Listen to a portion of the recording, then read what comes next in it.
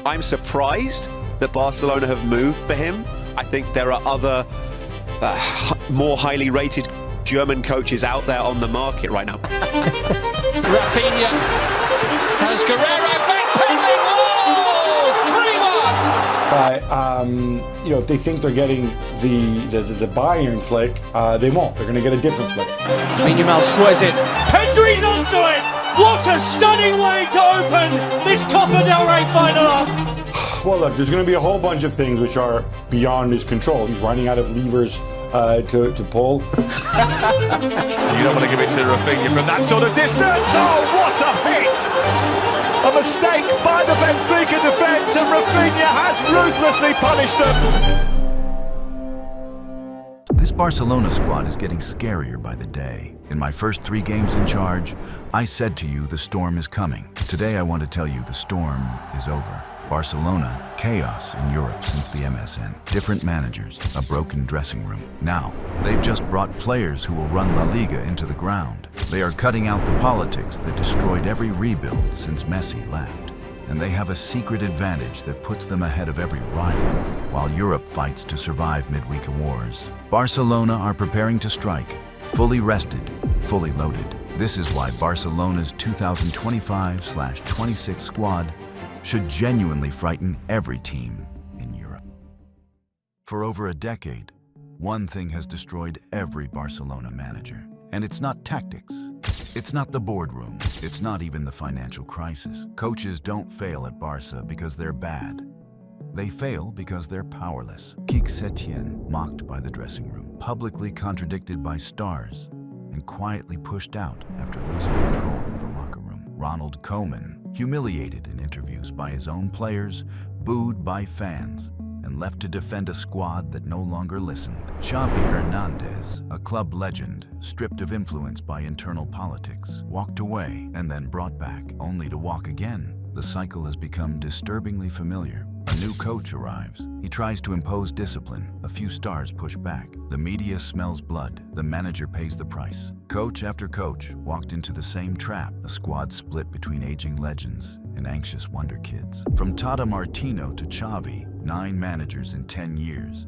Each one devoured not by opposition tactics, but by a fractured club culture. Even Guardiola warned us, when the press, the players, and the politics run the club, you're not coaching anymore, you're surviving. And in 2024, the cracks finally split wide open. Barcelona collapsed in La Liga. Xavi left. Deco was under fire. And once again, the headlines weren't about football. They were about chaos. The dressing room was fractured, a reality show with a crest. Laporta fighting to stay in power. Legends overstaying their welcome. Academy players thrown into the spotlight too soon. Questionable deals for Deco's preferences. Vitor Roque. Coaches replaced before their ideas even had time to breathe. That's not a project. That's a trap. The pattern repeats itself like clockwork. But now, something has shifted. For the first time in a decade, there are no more sacred cows, no more false promises, no more player presidents. Hansi Flick didn't walk into Barcelona, he walked into the wreckage. He didn't fold.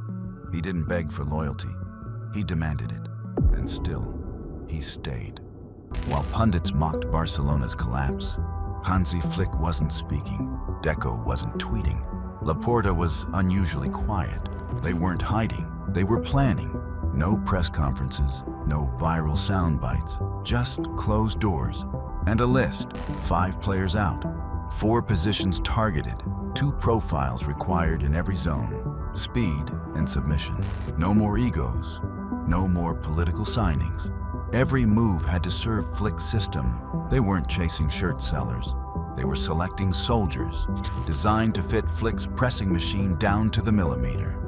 First, Joan García, the 23-year-old goalkeeper from Espanyol. To most fans, just a backup. But Flick didn't buy him for headlines. He bought him for composure, distribution, vision. Garcia is the foundation of Flick's backline, a modern keeper who doesn't just stop shots. He starts attacks. His ball circulation rate was the best in La Liga outside of the big 3. And under Flick, that trait becomes a weapon. What would happen with Marc-Andre ter Stegen, currently in a tense dispute with the club? The standoff involves refusal to sign a medical report. and disciplinary action is underway as Barcelona looks to move on from the long-serving keeper.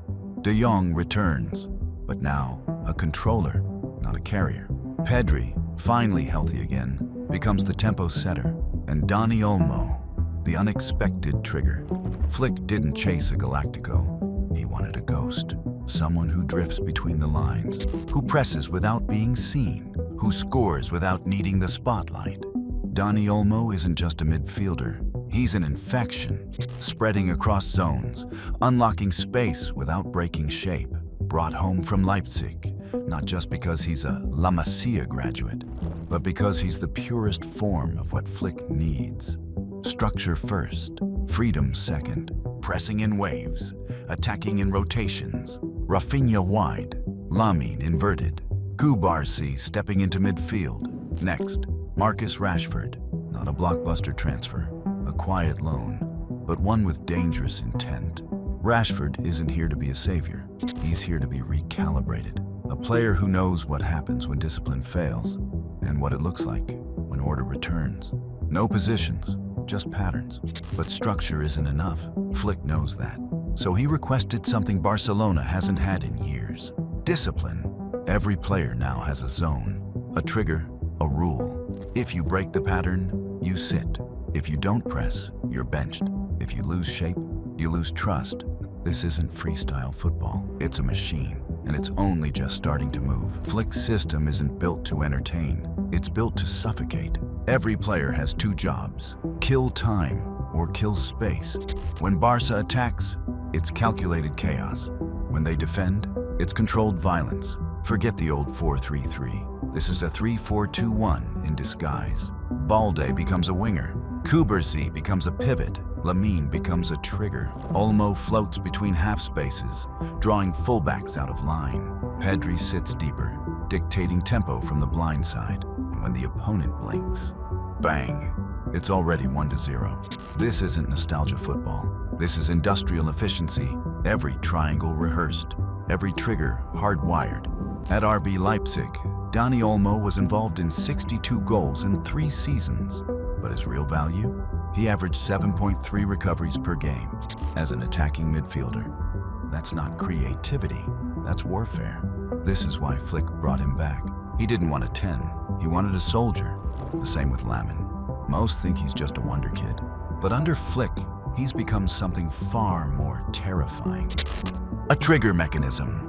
The moment Lamine shifts inward, the entire press collapses like a net.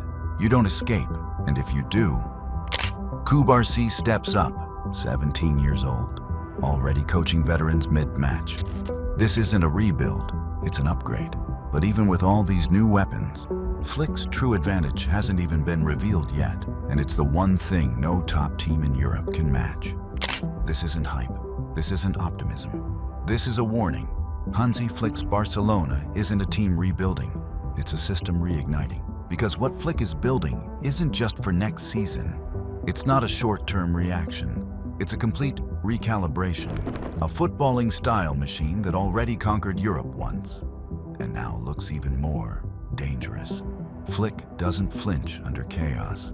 He walked into Bayern Munich in crisis. No system, no cohesion, and won a continental treble in less than 12 months. He didn't ask for time, he imposed order, he demanded structure, and he delivered perfection. Now, imagine that same ruthlessness, but with the firepower of Barcelona. Imagine it with Lamine Yamal, Pedri, Olmo, García, and Frenkie. Add Marcus Rashford, direct, explosive, proven at the highest level. Add Joan García, calm under pressure, press-resistant, and fearless between the posts. This isn't the Barcelona of yesterday. This is a re-engineered elite. Flick's style isn't pretty for its own sake. It's not possession for possession's sake. It's possession with purpose. Break lines, break rhythm, force mistakes, punish them instantly. When Barcelona presses under Flick, they don't just win the ball. They disassemble your structure. When they counter, they don't just run. They invade space like they've mapped your formation 10 moves ahead.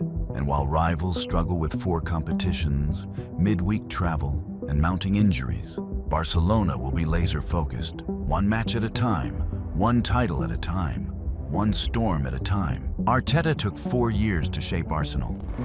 Klopp needed 2 seasons to awaken Liverpool. Pep inherited unlimited resources and still rebuilt from scratch. Flick, he arrives with a blueprint already proven in Europe, already sharpened in Munich, now loaded into Barcelona with the full weight of the club behind him. The top of La Liga has become too predictable, too reliant on names, on narratives, on nostalgia, but Flick's Barcelona resets everything. No more reputation football, no more waiting for magic, only structure, precision, and execution.